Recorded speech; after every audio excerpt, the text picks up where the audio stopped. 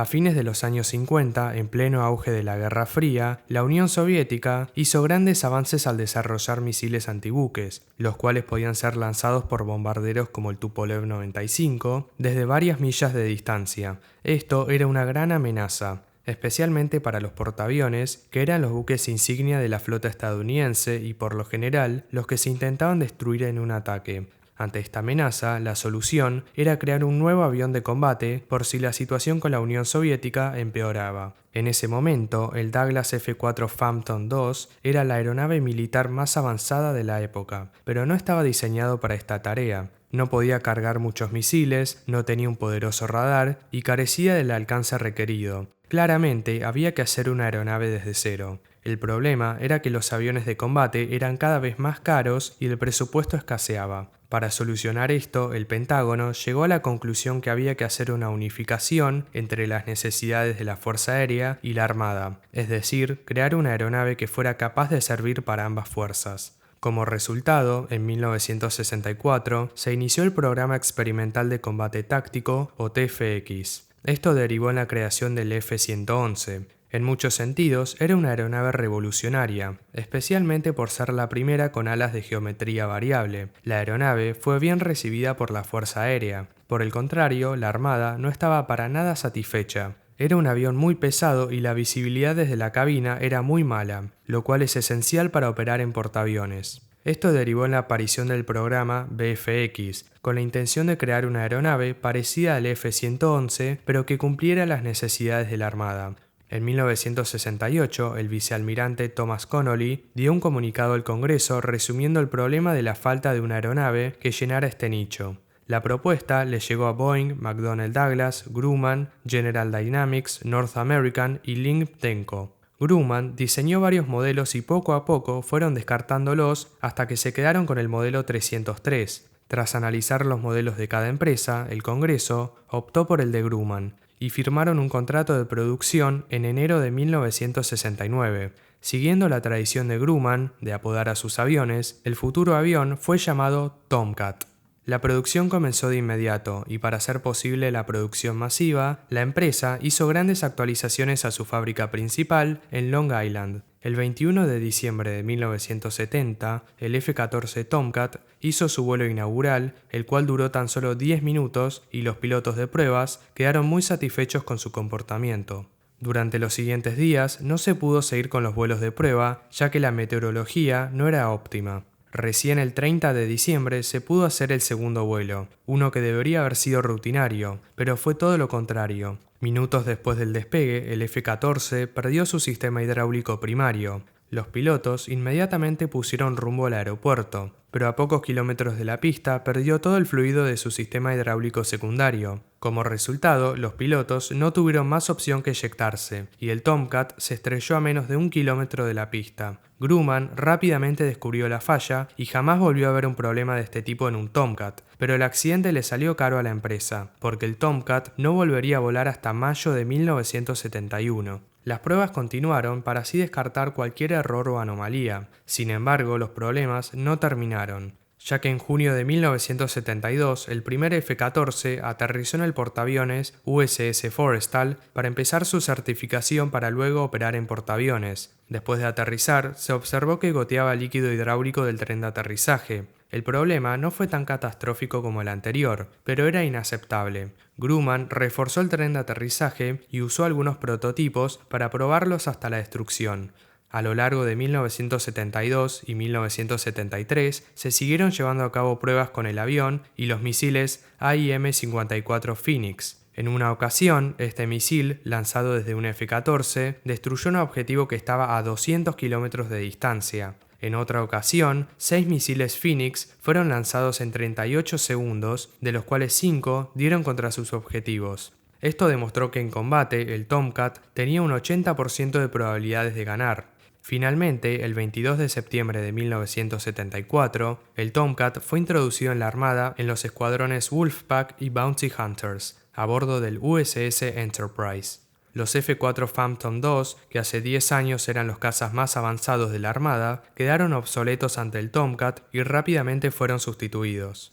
Ahora hablaremos de las características de este nuevo avión. El F-14 Tomcat es un caza multimisión, pero se especializa en interceptar objetivos a larga distancia. Tiene una longitud de 19 metros, 19,5 metros de punta a punta de ala y una altura de 5 metros. Su armamento consistía en una combinación de misiles Phoenix de largo alcance, misiles Sparrow de medio alcance y misiles Sidewinder de corto alcance. Además, incorporaba un cañón de 20 milímetros que podía disparar hasta 600 rondas por minuto. Sumado a los 7.300 kilos de combustible que podía cargar en sus tanques, tenía un peso máximo de despegue de casi 34 toneladas, lo cual lo convertía en el caza más grande y pesado en operar en un portaaviones. Aún así, seguía siendo más ligero que el F-111. Todo ese peso era propulsado por dos motores Pratt & Whitney TF-30 con posquemadores que juntos producían unas 42.000 libras de empuje.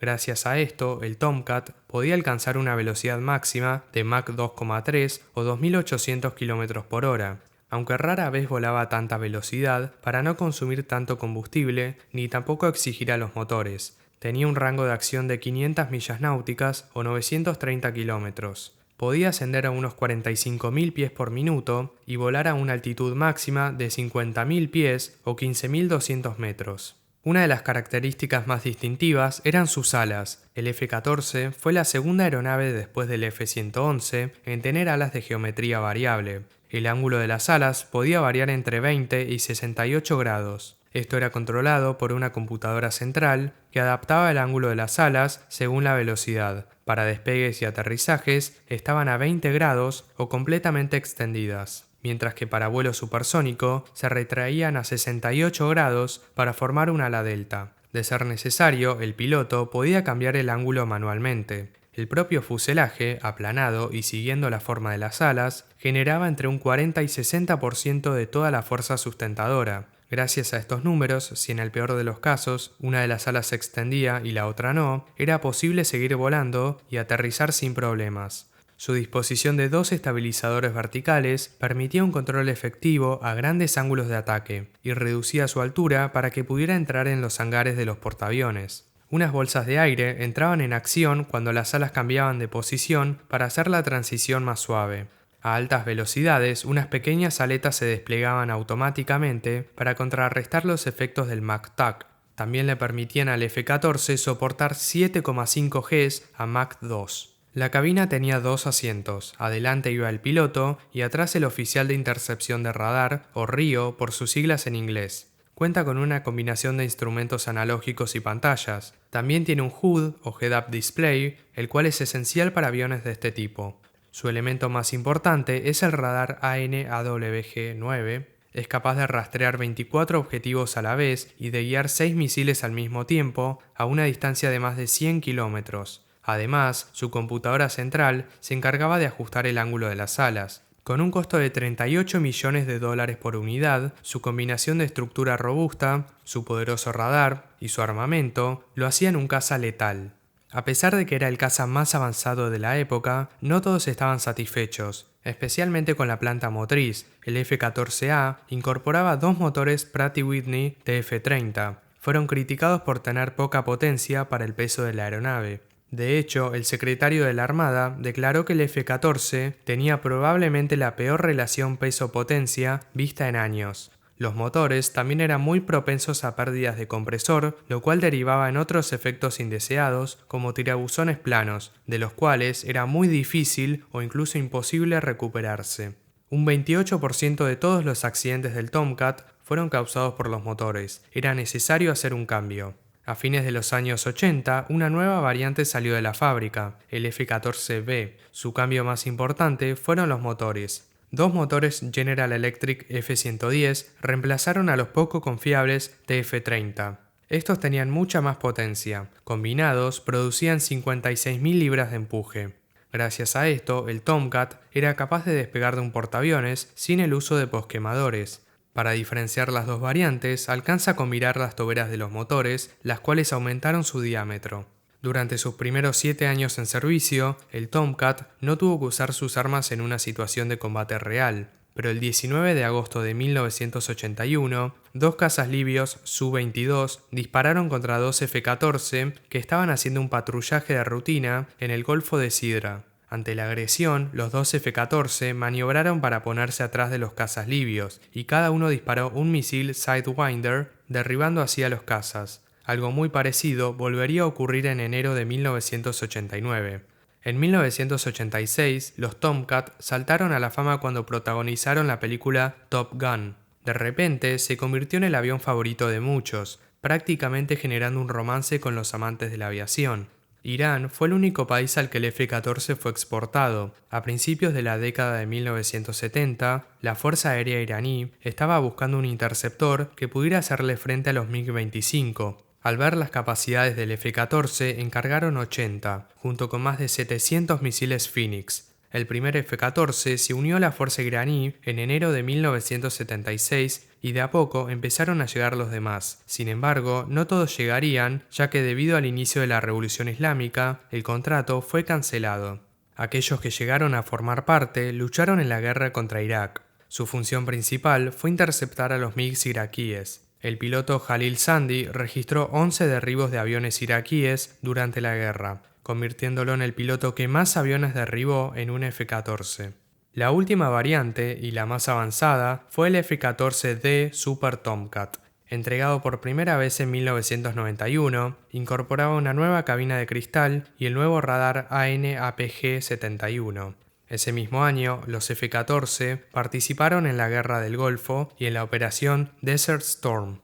El problema de los F-14 era su naturaleza altamente especializada. Era muy bueno en ataques contra aviones enemigos, pero no era efectivo contra objetivos en el suelo. Al principio, esto no era un problema, pero con el tiempo la aviación se estaba volviendo cada vez más universal y el Tomcat no. Grumman decidió resolver este problema. Las variantes F-14A y F-14B fueron actualizadas y equipadas con bombas guiadas. Se suponía que serían capaces de brindar apoyo a los nuevos F-18 en operaciones de bombardeo. Pero esto no resolvió todos los problemas. Estaba claro que el F-14 era muy complejo y extremadamente costoso de operar. Al momento de su creación, era el caza más costoso de la historia de Estados Unidos. Estos factores impidieron que la aeronave se convierta en un éxito en ventas. Se necesitaba un avión más simple y versátil, y de ahí salió el F-18. La Fuerza Aérea, por su parte, nunca mostró mucho interés en el Tomcat, y desarrollaron sus propios programas, los cuales derivaron en el F-15 y el F-16. Grumman analizó la idea de mejorar el F-14, pero se dieron cuenta que el proyecto iba a ser muy complejo y costoso. En 1991, Grumman cerró la planta de producción luego de haber fabricado 712 Tomcats. A principios del siglo XXI, no había duda de que era hora de sustituir por completo a los F-14. Los costos de mantenimiento eran altísimos e injustificados. Algunos consideraban de que era más la fama que el verdadero beneficio que aportaban. En septiembre de 2006, el F-14 Tomcat fue oficialmente retirado de la Armada estadounidense tras 32 años en servicio. De todas formas, todavía sigue operando en la Fuerza Aérea iraní. Habiendo su producción cesado hace 30 años, es casi imposible conseguir repuestos originales, por lo que son mantenidos con piezas falsas. Participan en algunos shows aéreos y es probable que dentro de poco solamente los podamos ver como piezas de museo. El F-14 se ganó el reconocimiento y cariño de los pilotos que lo volaron e incluso de aquellos que lo vieron en la película Top Gun, convirtiéndolo en uno de los cazas más icónicos que hayan volado.